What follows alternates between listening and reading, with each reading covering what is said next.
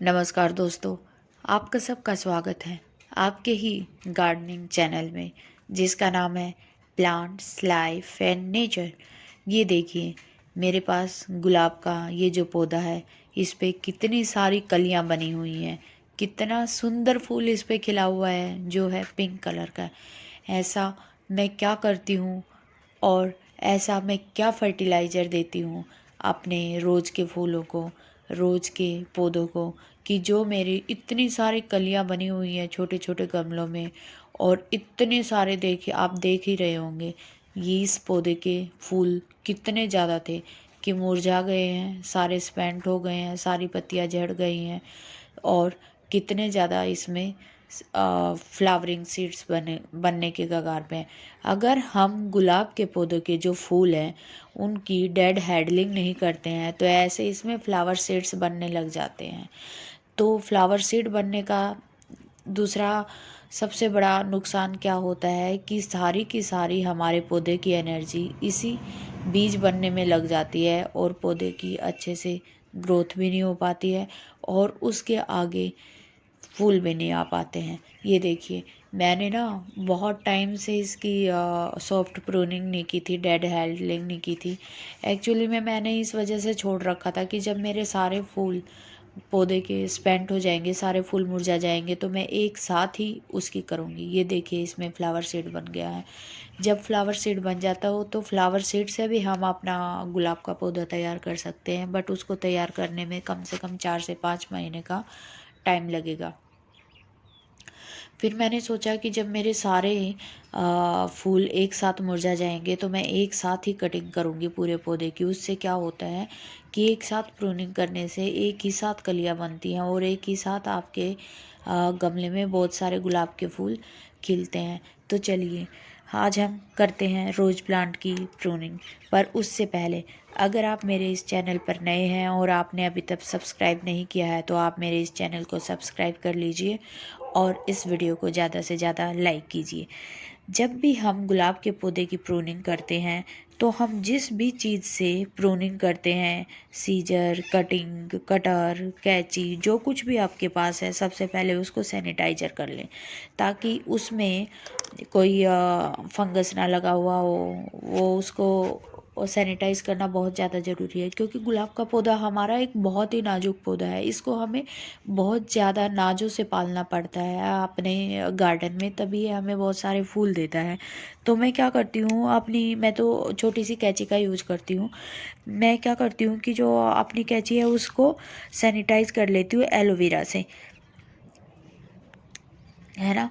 और अगर आपके गमले में आपके गुलाब के पौधे लगे हुए हैं, तो इसके लिए आपको हार्ड प्रूनिंग करने की कोई ज़्यादा ज़रूरत नहीं है।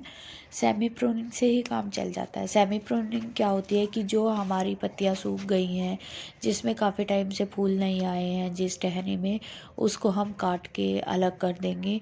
और साथ साथ जिस टहनी पे हमारे फूल आके जा चुके हैं, उस टहनी को भी कट कर देंगे। मतलब बिल्कुल रूट के पास से नीचे से हमें प्रोनिंग नहीं करनी है, सॉफ्ट प्रोनिंग करनी है बस। और जैसे जैसे हम प्रूनिंग करते जाएंगे, तो हमारे गुलाब के पौधे में जितने भी सूखे और पुराने पत्ते होंगे ना, या जितनी भी येलो लीफ होंगी, उनको भी हटाते जाएंगे, साफ सफाई करते जाएंगे। और प्रूनिंग जैसे जैसे हम कर रहे हैं ना, ये देखिए, मैं प्रूनिंग करने के बाद नेल पेंट लगा रही हूँ। क्यों? क्योंकि हमारा गुलाब का पौधा प्रूनिंग करने के बाद अगर ओपन रह जाता है, तो इसमें एक बहुत बुरी समस्या है। कह लीजिए कि हमारे गुलाब का पौधा जितना खूबसूरत दिखता है ना, अगर वो समस्या हमारे गुलाब के पौधे को पकड़ लेगी, तो आप पूरा का पूरा गुलाब के पौधे आपके गार्डन से गायब हो सकते हैं। वो है डाई बैग की समस्या। तो डाई बैग को रोकने के लिए आप फंगीसाइड का यूज़ कर सकते हैं, हल्दी का पावर पेस्ट बना के वो लगा सकते हैं, एलोवेरा और हल्दी का पेस्ट बना के लगा सकते हैं। और मैं तो यूज करती हूँ नेल पेंट। मेन मकसद तो हमारा होता है कि जो इसका कटिंग किया है, जो इसके निशान बन जाते हैं, उसको हमें ऊपर नहीं रखना है, ताकि कैसे भी फंगस लगने का कोई भी खतरा ना हो।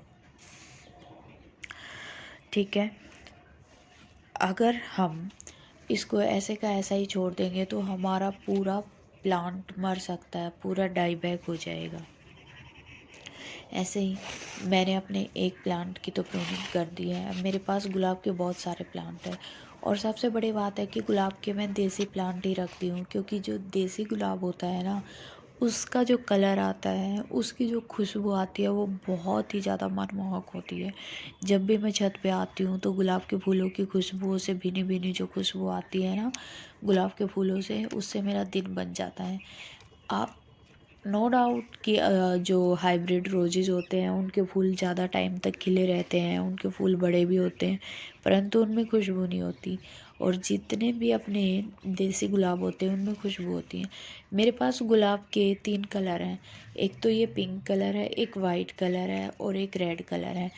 मेरा जो ये देसी गुलाब है पिंक कलर वाला, इसकी बड़ी ख़ासियत है कि जब ये खिलता है ना तो ये पिंक कलर का होता है, पर जैसे जैसे जैसे ये मुरझाने की करीब जाएगा ना, बहुत दिन हो जाएंगे उसको खिले हुए, तो वो बिल्कुल वाइट हो जाएगा।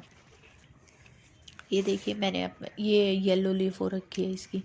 यही तो हमें सॉफ्ट प्रूनिंग में ध्यान रखना है कि हमारी जितनी भी ब्रांचेज हैं जिसमें कि फ्लावर नहीं आया है काफ़ी टाइम तक, उसको हटाने के साथ साथ जितने भी हमारे लीफ, जितने भी गुलाब की पत्तियाँ पीली पड़ गई हैं, उस पे कुछ कीट पतंगे लगे हुए हैं, है ना, उन सब को हटा देना है। ऐसा करने से हमारे गुलाब के पौधे की साफ़ सफाई बनी रहेगी और उसमें कोई कीट पतंगा कीड़ा नहीं लगेगा। ठीक है, और जब हम इसकी प्रूनिंग कर देंगे तो उसके बाद हमें गुलाब के पौधों की गुड़ाई करना मिट्टी की। अगर हम अच्छे से मिट्टी की गुड़ाई करेंगे तो इसको ऑक्सीजन मिलेगी, इसमें से हवा क्रॉस होगी। आपको प्रूनिंग करते टाइम एक बात बहुत अच्छे से ध्यान रखनी है। अगर आपकी प्रूनिंग के टाइम पे आपकी आई बन चुकी है, गुलाब के पौधों में आई मतलब जहाँ से फुटाव चालू होता है वहाँ से वो आई बन चुकी है, तो आप बिल्कुल ऊपर से टिप से डेड हेडलिंग कर देंगे। अगर आपके पौधों में आई बनी हुई है तो जितनी भी सूखी टहनियाँ होंगे वो निकाल दोगे, और जहाँ से आपका फूल बना था, जहाँ से आपका बीज है, जैसे यहाँ पे बीज है, तो उसके नीचे का 2-3 नोड नीचे से कट कर देंगे।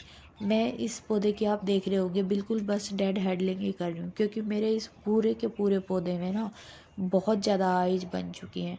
और अब प्रूनिंग करने के बाद जब मैं इसको वाटर की शावरिंग किया करूँगी ना डेली, और फर्टिलाइज़र दे दूँगी, तो आप देखना मेरा ये पौधा कितना ज़्यादा फूलों से भर जाएगा। इसमें हमारे गुलाब के पौधों की प्रूनिंग के बाद सबसे ज़रूरी बात हमें ये रखनी है कि इसको फर्टिलाइज़र भी बहुत अच्छी मात्रा में चाहिए।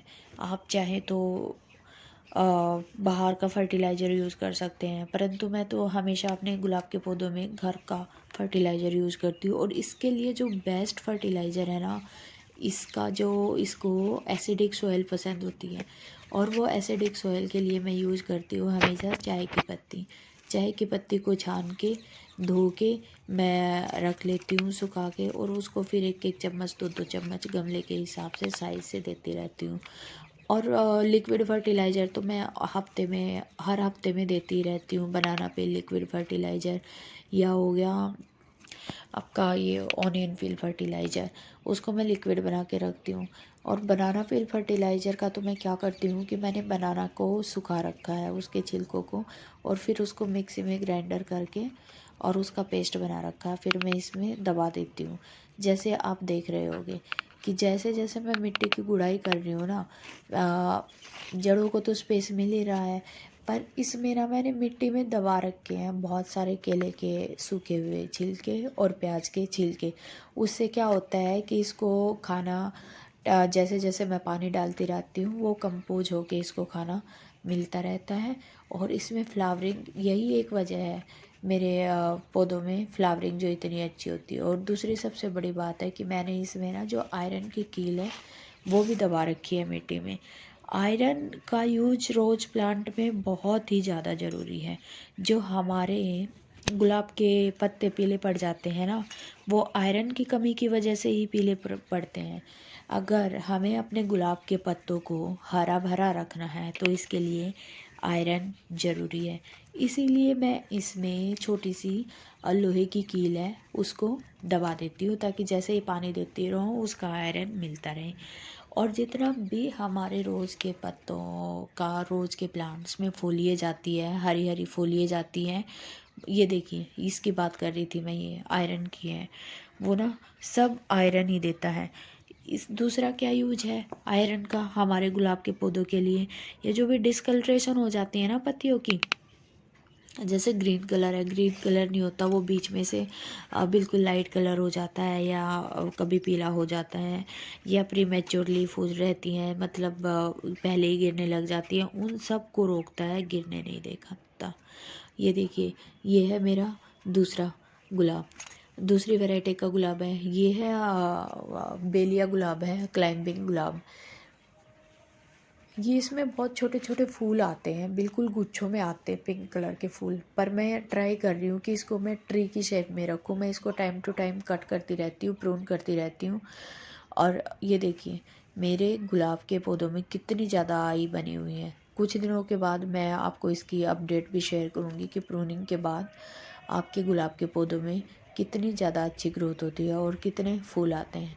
तो दोस्तों, आपको ये गुलाब की प्रूनिंग क्यों करनी चाहिए, कैसे करनी चाहिए, गुलाब की प्रूनिंग के बाद किन किन चीज़ों का ध्यान रखना चाहिए, अगर आपको पसंद आई है तो इसे ज़्यादा से ज़्यादा लाइक कीजिए। धन्यवाद।